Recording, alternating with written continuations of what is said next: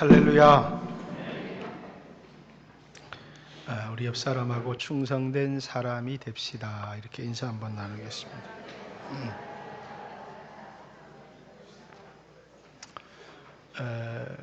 송구영신 예배 때 우리 고린도전서 4장 2절 맡긴 자에게 구할 것은 맡은 자에게 구할 것은 충성이다, 이런 말씀을 여러분과 나누었고요. 오늘은 디모데후서 2장 2절에 있는 충성된 사람이 되라, 복음을 충성된 사람에게 부탁하라, 그런 말씀인데, 이제 올해 2020년 첫 주일 예배를 통해서 우리 재직 임명 및 이제 재직 헌신 예배로 오늘 하나님 앞에 이렇게 드린 것입니다. 하나님 앞에 재직으로 임명을 받으신 분들, 오늘 임명장도 수여하지만 또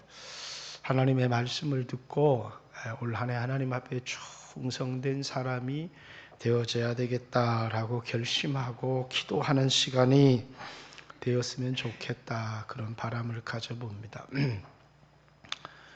한 해 농사를 지으면서 여러분, 농사하는 사람이 자신의 힘만으로 풍년을 기대할 수는 없습니다.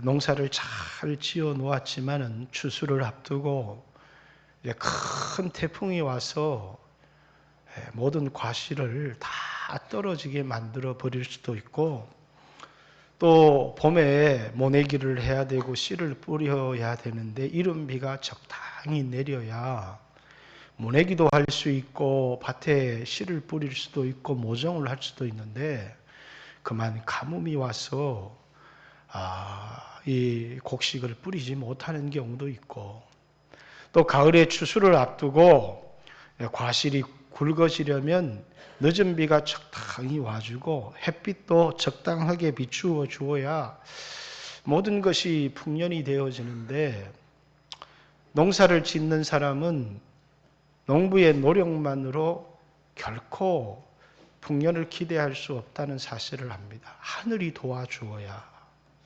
하늘이 비를 내려주고 하늘이 햇빛을 적당하게 비추어 주어야 그 해의 농사가 큰 풍년이 된다는 사실을 압니다. 우리는 이런 것을 은총이다, 은혜다, 이렇게 얘기를 합니다. 그래서 성경에는 믿지 않는 사람들에게도 일반 은총을 베풀어 주시는데, 믿지 않는 자에게도 햇빛을 주시고 마실 공기를 주시고 또 비를 내려 주시는, 이것을 하나님의 일반 은총이다, 이렇게 얘기를 하고, 또 믿는 사람들에게는 더 특별한 은혜를 주신다고 해서 특별 은총이다, 이렇게 얘기를 합니다. 세상에 농사를 짓는데도 은혜가 필요하다면, 한 해 여러분 자식 농사를 지으면서 여러분 자식이 밥만 먹이고 학교만 보내면 그냥 크리라, 이렇게 생각을 하면 너무 교만한 생각이죠. 자식이 그냥 잘 자라줄 거다, 이렇게 생각하면 너무나도 이 교만한 생각을 하고 있다는 것입니다. 하나님께서 내 자녀에게 은혜를 주십시오. 부모가 먹이고 입히고 학교도 보내지만 하나님의 은혜를 주시지 않으면 잘 자랄 수가 없습니다. 그래서 하나님 앞에 겸손하게 엎드려 기도할 때 그 자식 농사에도 은혜가 베풀어 주는 것이죠.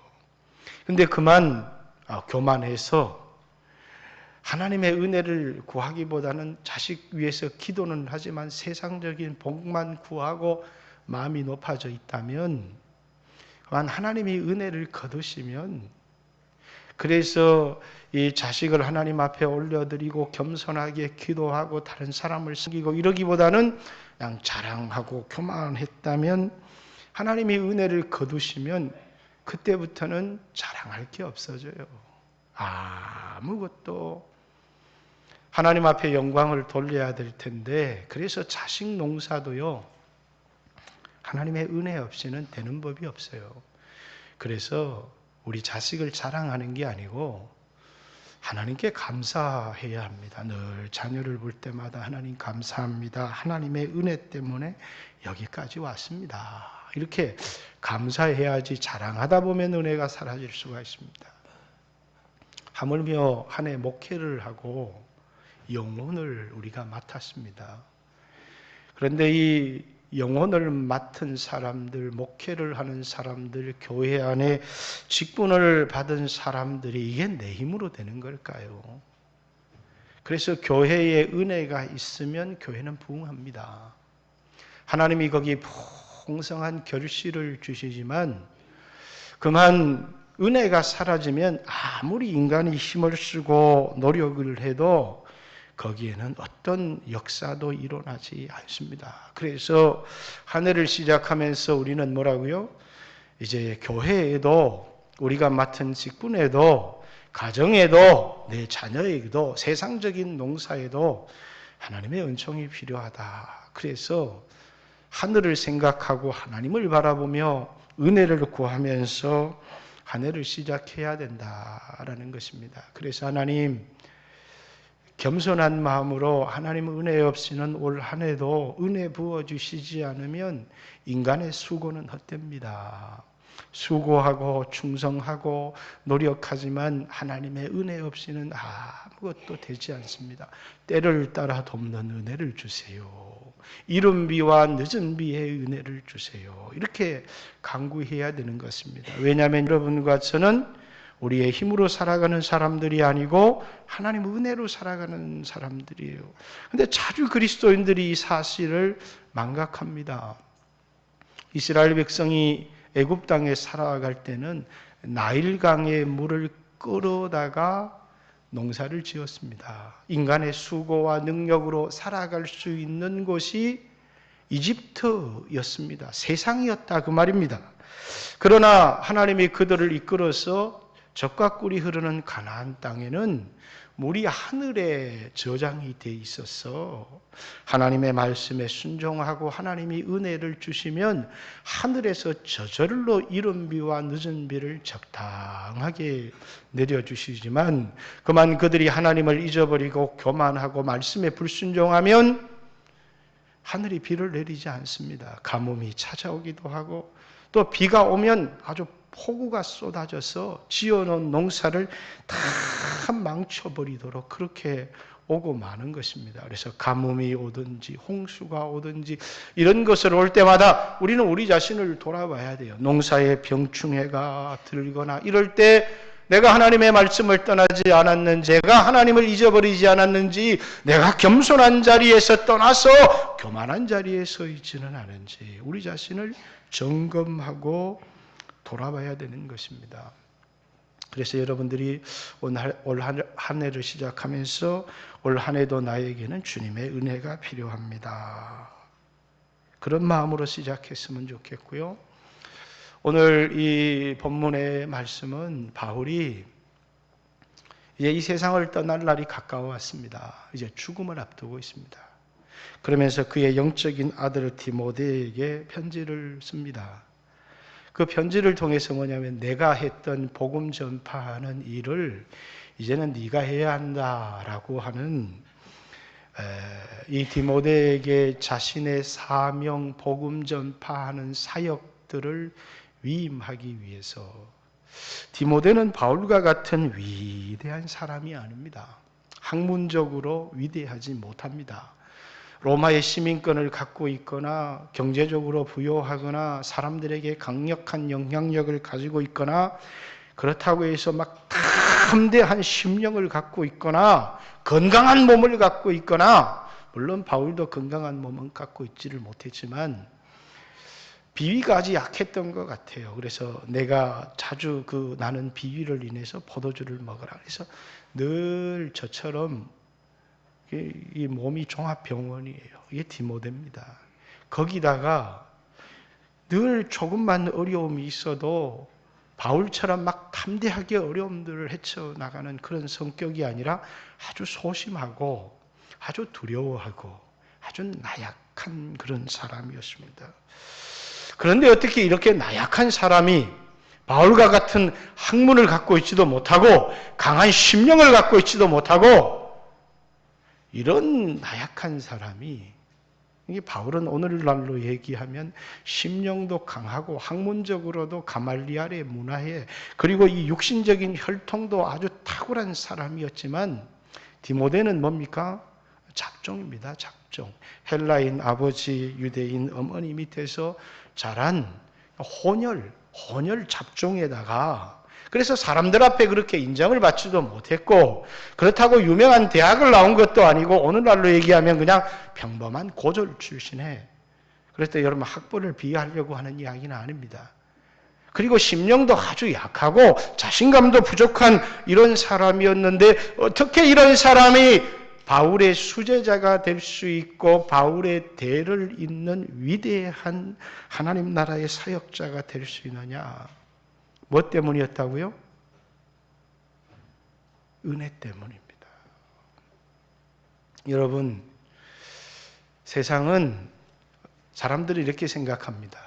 강한 자가 살아남고 약한 자는 죽는다, 이렇게 생각하죠. 여러분, 강한 자가 살아남습니까? 아닙니다. 살아남은 자가 강한 자인 것입니다. 은혜를 받은 사람은, 하나님의 은혜가 있는 사람은 어떤 환경 가운데서도 살아남습니다. 은혜를 받은 사람은 망하지 않습니다. 강한 자가 살아남는 게 아니고 살아남은 자가 강한 자요, 하나님의 은혜가 있는 사람은 절대로 망하지 않습니다. 그렇기 때문에 어떤 사람이 강한 사람이에요? 은혜를 받은 사람이 강한 사람입니다. 바울은 디모데에게 공부를 좀 더 해라 이놈아, 이렇게 얘기를 하거나 마음을 강하게 하라, 이렇게 해서 강하게 되어지는 것도 아닙니다. 그리스도 예수 안에 있는 은혜의 강한 사람이 되라, 이렇게 얘기를 합니다. 세상은 공부를 잘하면 살아남을 거다, 이렇게 생각을 합니다. 건강한 것도 좋죠. 또 돈이 많으면 될 것이다, 이렇게 생각을 합니다. 그러나 돈이 많다고, 학문이 있다고, 건강하다고 세상에 승리하는 게 아닙니다. 세상에서 승리하고 살아남는 사람은, 그리고 값진 인생을 살아가는 사람은 은혜를 받은 사람이다라는 사실을 잊지 말아야 합니다. 많은 사람들이 2002년을 시작하면서 나는 돈이 필요합니다, 돈을 구할지도 모르겠습니다, 나는 건강이 부족한데 건강을 주세요, 구해야 될 것입니다. 그러나 우리에게 필요한 것이 있다면 뭐라고요? 하나님의 은혜입니다. 나는 약하지만 하나님이 나에게 은혜를 베풀어 주십시오. 나는 자주 넘어지지만 하나님이 나에게 은혜를 베풀어 주십시오. 내 자식은 부족하지만 하나님이 이 부족한 자식에게 함께 해주시는 그런 은혜를 베풀어 주십시오. 그 하나님의 은혜의 강한 자가 되어지면 되는 것입니다. 학문적으로도 탁월하지 못하고, 건강도 탁월하지 못하고, 심성도 강하지 못하고, 또 육신적인 혈통도 잡종에 불과하지만 하나님의 은혜가 강하면 모든 것을 감당해낼 수가 있는 것입니다. 여러분, 은혜는 우리를 충성된 사람으로 만들어줍니다. 오늘 바울은 디모데에게 그가 충성된 사람이라고 생각했기 때문에 너에게 이 복음을 부탁한다, 이 복음을 위해서 고난을 받아라, 이 복음을 위해서 살아라, 이렇게 주님으로부터 받은, 그 주님이 나를 이 복음을 위한 사도요, 반포자요, 교사로 세웠는데 이제 나는 이 세상을 떠나야 되는데 이제 이 막중한 사명을 너에게 맡긴다, 이렇게 디모데에게 그 사명을 위임하는 것은 디모데를 충성된 사람이다, 이렇게 생각했기 때문입니다. 그리고 여기 2절에 보면 또 내가 많은 증인 앞에서 내게 들은 바를, 복음입니다. 충성된 사람에게 부탁하라. 그들이 또 다른 사람을 가르칠 수 있으리라. 이렇게 얘기를 하죠. 바울이 지금 디모데에게 이 복음을 부탁하고 있습니다. 이 복음과 함께 고난을 받아라. 그리고 너도 내게 들은 이 복음을 또 다른 충성된 사람에게 부탁을 해서 그들도 복음을 전할 수 있도록 그렇게 했으면 좋겠다라는 얘기를 합니다. 자, 충성된 사람. 올 한 해 충성하고 싶습니다. 충성되게 해 주십시오. 그렇다고 충성될 수 있습니까? 그죠? 여러분에게 충성되라! 그런다고 이 자리에서 올 한 해 충성되이 살겠습니다. 그렇게 결심한다고 해서 충성된 사람이 될 수 있으면 좋겠지만 충성된 사람은 그렇게 만들어지는 것이 아닙니다. 충성된 사람은 하나님의 은혜를 충만하게 받을 때 충성된 사람이 되어지는 것입니다. 1장 15절 16절을 보면 아시아에 있는 모든 사람이 나를 버린 이 일을 내가 아나니 그 중에 부겔로와 허모게네도 있느니라. 원하건대 오네시보로의 집에 긍휼을 베푸시옵소서. 그가 나를 자주 격려해 주고 내가 사슬에 매인 것을 부끄러워하지 아니하고. 바울이 복음을 위하여 살다가 감옥에 갇혔는데 오네시모로는 부끄러워하지 아니하고 바울의 고난에 동참했으니까 오네시모로의 집에 하나님이 긍휼을 베풀어 주십시오라고 얘기하고, 또 부겔로와 허모게네뿐만 아니라 아시아에 있는 많은 사람들이 나를 버렸다. 왜 이런 일이 일어났을까요? 복음을 알지 못했어요? 그렇습니다. 충성된 사람은, 하나님이 은혜를 주시는 사람은 복음의 진가를 깨닫는 사람이에요. 우리 마태복음에 보면 제자와 무리를 비교하면서 보기는 보아도 보지 못하고 듣기는 들어도 듣지 못하고 마음으로 깨닫지 못하는 사람들, 복음을 들었어요. 그리고 그 복음이 오늘 내 병을 고쳐주나 보다, 복음이 오늘 나를 부자 만들어주나 보다, 이 복음이 오늘 내 자식을 잘되게 하나 보다, 그러면서 복음을 듣기 위하여 수 없는 무리들이 몰려들었어요. 그러나 아무도 복음을 위하여 희생하거나 헌신하지는 않습니다. 복음이 날 부자 만들어준다고 생각합니다. 틀린 이야기 아닙니다. 복음이 나를 건강하게 해준다고 생각합니다. 틀린 이야기는 아닙니다. 그러나 복음을 위하여 살지는 못합니다. 그러나 제자는 뭐라고요? 제자는 그냥 복음을 듣고 이게 날 부자 만들어주나 보다, 이것을 넘어서서 이 복음은 내 인생을 투자할 만큼 가치가 있다라는 사실을 깨달은 것입니다. 한 번밖에 없는 내 인생을, 그래서 지나가는 인생이지만 내가 이 복음을 통해서 부자가 돼야 되겠구나, 이 복음을 통해서 내가 이 땅에 행복한 삶을 얻을 수 있어야 되겠구나라고 생각하는 게 아니라 한 번밖에 없는 나의 이 인생을 이 복음에 한번 걸어야 되겠다라고 하는 생각을 한 것은 복음의 진가를 깨달은 거예요. 뭐가 비춰질 때? 하나님의 은혜가 비추어질 때.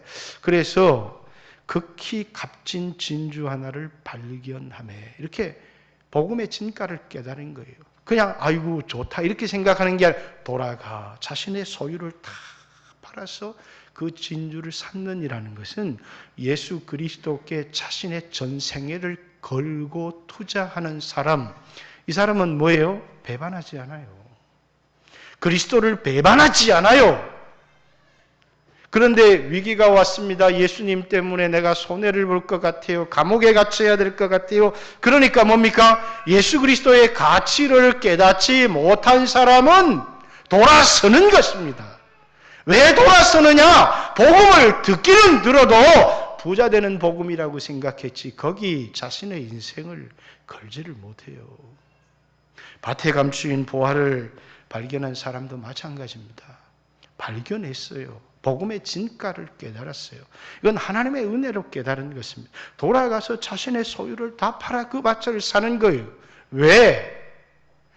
복음을 깨달았기 때문에. 그 복음을 깨닫게 하는 게 하나님의 은혜입니다. 하나님의 은혜는 단순히 올 한 해를 살아갈 때 우리를 건강하게 하고 잘되게 하는 것을 넘어서서 우리로 값진 것을 보게 하고 그것을 위해서 살아가게 하는 것이 하나님이 우리에게 주신 진정한 은혜다라는 것입니다. 이 은혜가 있으면 우리를 어떤 사람이 되게 만들어요? 충성된 사람. 부겔로와 허모게네 복음을 듣고 복음을 위하여 사는 것 같았습니다. 그러나 이 복음 때문에 자신의 삶에 어려움이 오고 위기가 오고 수치가 오는 그 순간에 복음을 떠납니다. 왜? 복음의 진가를 알지 못했기 때문입니다. 오네시모로 이 복음 때문에 어려움이 왔습니다. 그러나 끝까지 함께합니다. 왜? 복음의 진가를 깨달았기 때문이에요. 그렇기 때문에 충성된 사람이 될 수 있는 것입니다. 이 복음을 깨달은 사람에게 바울은 말할 수 있는 겁니다. 복음을 위해서 나와 함께 고난을 받아라. 복음을 위하여 네 목숨이라도 내어놓으라고 할 수 있는 설교를 할 수 있는 그 이유가 뭐겠어요?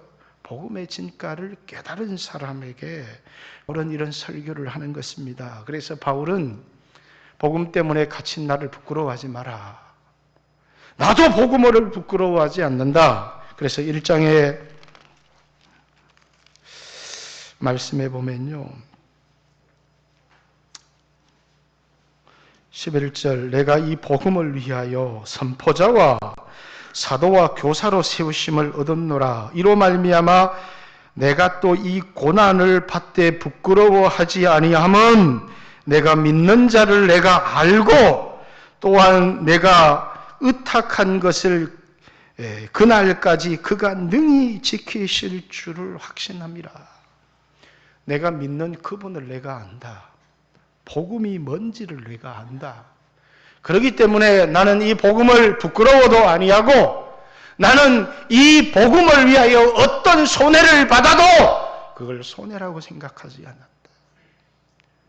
왜요? 복음을 알았기 때문이에요. 그리고 디모데에게 뭐라고? 너는 나와 함께 영적인 아비인 나와 함께 복음을 위하여 고난받는 충성된 사람이 되라. 이렇게 얘기를 하는 겁니다. 여러분, 충성된 사람으로는 태어나는 게 아닙니다. 충성된 사람은 내가 결심한다고 만들어지는 것이 아닙니다. 충성된 사람은 은혜를 받을 때 만들어지는 것입니다. 그렇기 때문에 바울은 디모데에게 그리스도 예수 안에 있는 하나님의 은혜에 강한 자가 되라. 이렇게 2장 1절에 말하고 있고 너 또한 나와 함께 복음을 위하여 고난받다가 또 다른 충성된 사람에게 이 복음을 위하여 살도록 이 복음을 부탁하라. 이렇게 얘기합니다.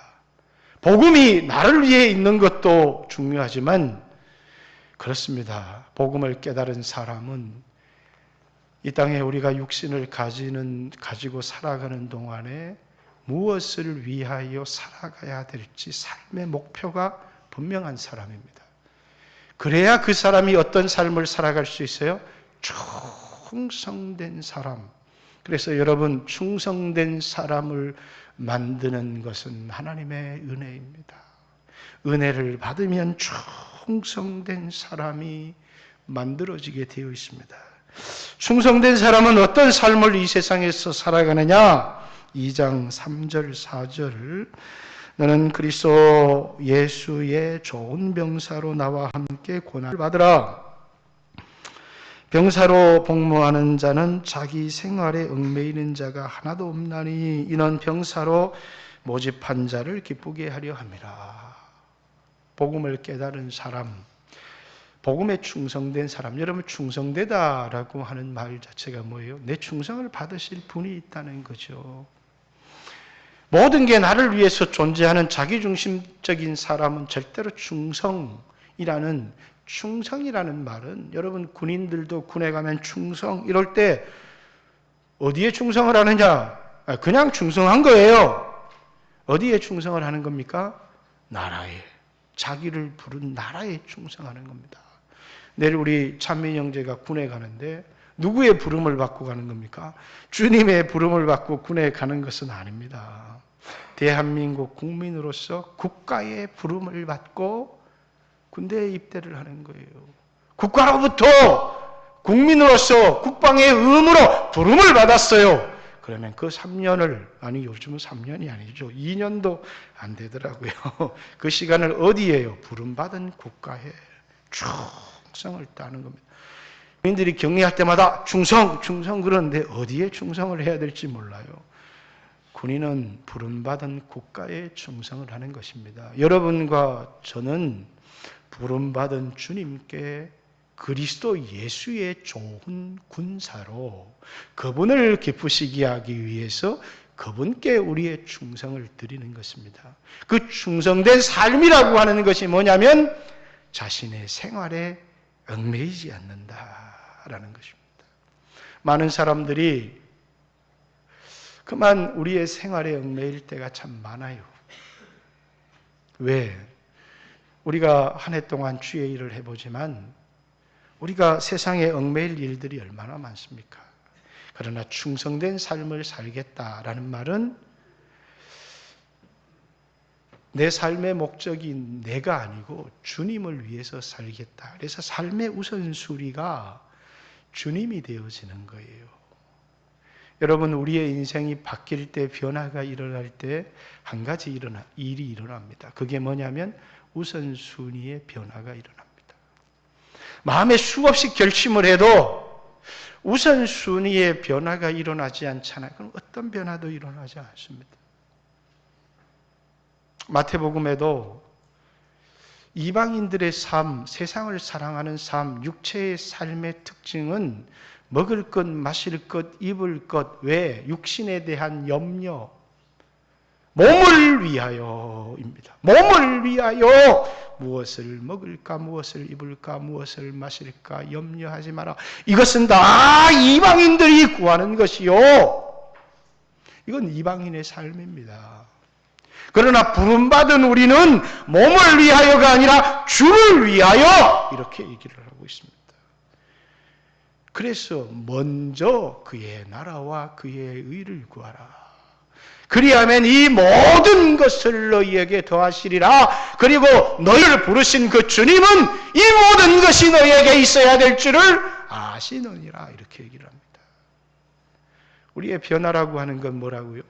우선순위의 변화가 일어날 때 인생의 진정한 변화가 일어난다는 사실을 알아야 합니다. 충성된 사람도 먹어야 합니다. 충성된 사람도 자야 되고요. 충성된 사람도 휴가를 보내야 합니다. 그런데 하나님은 충성할 수 있도록 우선순위의 변화가 일어나면 우리의 삶을 바꾸어 주십니다. 환경을. 그래서 여러분, 충성된 사람은 주를 위해 살고도 시간이 남을 만큼 하나님께서 모든 것을 만들어줘요. 어떤 사람은 24시간을 일해도 먹고 살지를 못합니다. 어떤 사람은 하루에 10분만 일해도 먹고 살아가는 사람이 있어요. 도대체 무엇이 10분 일하고 나머지 모든 시간을 육신의 쾌락을 위해서 사는 사람을 위해서 만들어주시는 은혜가 아니에요. 주를 위하여 살아갈 수 있도록, 복음 위하여 살아갈 수 있도록 우선순위가 분명한 사람에게 하나님이 놀라운 은혜를 주신다는 사실을 기억했으면 좋겠습니다. 경기하는 자가 법대로 경기하지 아니하면, 주의 일을 하는데 뭐라고요? 자기 힘으로 일한다거나 자신의 열심으로 일한다거나 그건 주님 앞에 인정을 받지 못한다는 거예요. 말씀대로 주님의 뜻대로 주님 주신 힘으로 해야지, 내 힘으로. 그래서 자기 걸 가시하면서 내가 뭘 했다, 내가 뭘 했다. 그것은 자기가 많은 일을 했지만 주님이 뭐라고요? 불법을 행한 자들아, 나는 너희들 도무지 알지를 못한다. 주님이 인정하는 신앙은 뭡니까? 말씀대로입니다. 말씀에 순종해야 된다는 것입니다. 내가 뭘 하는 게 아니라 주의 일은 순종입니다. 그래서 순종하는 사람은 그 집을 반석 위에 지은 지혜로운 사람과 같으니, 이건 주님이 인정하는 신앙이기 때문에 주님으로부터 면류관을 얻습니다. 주님으로부터 상을 얻어요. 그러나 주님이 인정하지 않는 사람은 결코 주님으로부터 상을 얻을 수 없다는 사실을 명심해야 합니다. 오늘 여러분과 저도 주의 일을 하지만 자신의 열심만으로 되어지는 것이 아니라 말씀의 순종함을 통해서 주님이 인정하는, 그래서 충성되다라고 하는 것은 주님이 인정하는 신앙을 가졌을 때 그것을 충성되다 이렇게 얘기를 합니다. 하나님은 충성된 자를 그냥 두시지 않습니다. 그에게 약속을 주고 계시죠. 6절에 보면 수고하는 농부가 곡식을 먼저 받는 것이 마땅하다. 수고에 대한 대가, 충성에 대한 대가가 없으면 누가 충성을 할 수가 있겠습니까? 주님은 우리에게 충성에 대한 대가를 약속해 주셨습니다. 10절에도 그러므로 내가 택함받은 자들을 위하여 모든 것을 참음은 그들도 그리스도 예수 안에서 구원을 영원한 영광과 함께 받게 하려 함이라. 미쁘다 이 말이여, 우리가 주와 함께 죽었으면 또한 함께 살 것이요, 주와 함께 참으면 또한 함께 왕노릇할 것이요, 우리가 주를 부인하면 주도 우리를 부인하실 것이다. 우리는 부름받은 사람입니다. 그런데 우리의 생활에 매여서 주님이 우리를 부르셨고 충성하라고 했는데 뭐라고요? 제가 지금 좀 바빠서 안 되겠습니다. 이것은 우리는 부인한다는, 난 그리스도를 부인한 적이 없습니다, 이렇게 말할지 모르지만 여기 우리가 주를 부인하며, 우리는 이 땅에 복음 위에서 살다가 주를 위해서 살다가 얽매이는 것들이 너무나 많습니다. 그래서 그만 충성하지 못하고 이 땅의 육신의 문제 때문에 말씀을 외면해 버리게 된다면 주도 하나님의 심판대 앞에 서서 네가 누구인지 도무지 알지 못하겠다, 이런 일이 일어난다면 우리에게 얼마나 불행한 일이겠습니까? 보십시오. 여러분과 제가 이 세상을 살아갑니다. 어떤 사람은 많은 돈을 가지고 편하게 살아갑니다. 어떤 사람은 가난하고 불편하게 살아갑니다. 그러나 그 누구도 영원히 살지는 못합니다.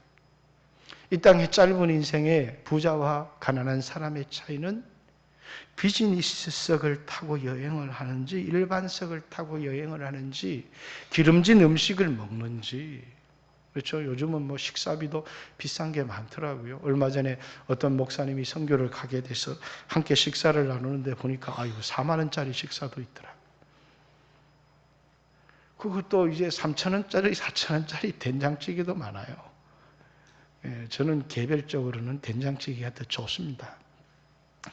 사람마다 먹는 게 좀 다를지 모릅니다. 그러나 그것은 큰 차이를 만들어내지 못합니다. 오늘 된장찌개를 먹으면서 한 끼 10만 원, 20만 원 먹는 사람을 부러워하며 그걸 행복하다고 생각하는 사람은 어리석은 사람입니다. 주어진 걸 맛있게 먹을 뿐이고, 좋은 차를 타는 사람 부러워하지 마십시오. 넓은 집에 사는 사람 부러워하지 마십시오. 그리고 이렇게 생각하십시오. 너도 늙는다. 인생은 다 늙습니다. 제가 병들어 보니 사람들이 저를 보고 얼마 살지 못할 놈 이렇게 보는 것 같아요. 그러나 저는 너도 죽는다. 너도 죽고 나도 죽고. 여러분, 젊은 사람들이 나이 든 사람 보고 아이고 이제 얼마 안 남았구나. 나이 드신 분이 뭐래? 야 이놈아 니도 늙는다. 그래요. 인생은 다 늙습니다. 중요한 것은 우리에게 주어진 시간에 충성했느냐, 무엇을 위하여 살았느냐, 그것이 우리에게 남는 것이지, 여러분이 이 땅에 돈을 모아 놓았다고 그게 남습니까? 어리석은 자요. 내 많이 모아둔 그 재물이 오늘 밤 내 영혼을 찾을 때 그것이 누구의 것이 되겠느냐? 여러분은 2020년 한 해를 살아가면서 무엇을 위해서 삽니까? 돈을 모으기 위해 삽니까? 모으기 위해서 살아가는 인생은 어리석은 인생입니다. 충성되이 나를 창조하신 내 인생의 주인, 죄를 짓고 넘어졌는데 이런 나를 버릴 수 없어서 사람이 되어 이 땅에 오셨어. 내 죄를 위하여 죽어주시고 나를 사랑하시는, 나를 구속하신 내 인생의 주인, 그분에게 올 한 해 내가 충성하고 싶습니다. 우리에게 남는 것은 충성한 것, 말씀에 순종한 것밖에 없습니다. 이 땅도 그 정욕도 다 지나가되 하나님의 말씀을 행한 자는 영원히 거하느니라. 이렇게 요한일서의 말씀, 그게 뭡니까? 충성입니다. 다윗도 이것을 알았습니다. 소유는 이것이니 내가 가진 금입니다. 내 소유는 이것이니 내가 가진 군대입니다. 이렇게 말하지 않았습니다. 내 소유는 이것이니 하나님의 말씀을 지킨 것입니다. 우리의 인생에 남는 건 충성밖에 없습니다. 그리스도에 대한 충성, 복음에 대한 충성. 여러분, 2020년 여러분의 소유가 풍성하게 늘어나기를 원합니다. 그러나 그 늘어난 소유가 주를 위해 충성할 기회가 되기를 원합니다. 2020년 여러분에게 은혜를 주셔서 건강해지는 은혜가 있기를 원합니다. 그러나 그 건강한 몸으로 죄를 짓는 사람이 아니라 주를 위해서 사는 사람이 되어지기를 원합니다. 여러분의 2020년 여러분의 가정의 자녀들에게 하나님이 풍성한 은혜를 주시기를 원합니다. 그러나 그 자녀들이 세상을 사랑하는 자녀들이 아니라 주님을 섬기는 자녀들이 되어지기를 원합니다. 여러분, 이 모든 것을 더해서 2020년 여러분들이 그리스도를 사랑하고 그리스도께 충성하는 한 해가 되어지기를 주님의 이름으로 축복합니다. 같이 한번 하나님 앞에 주여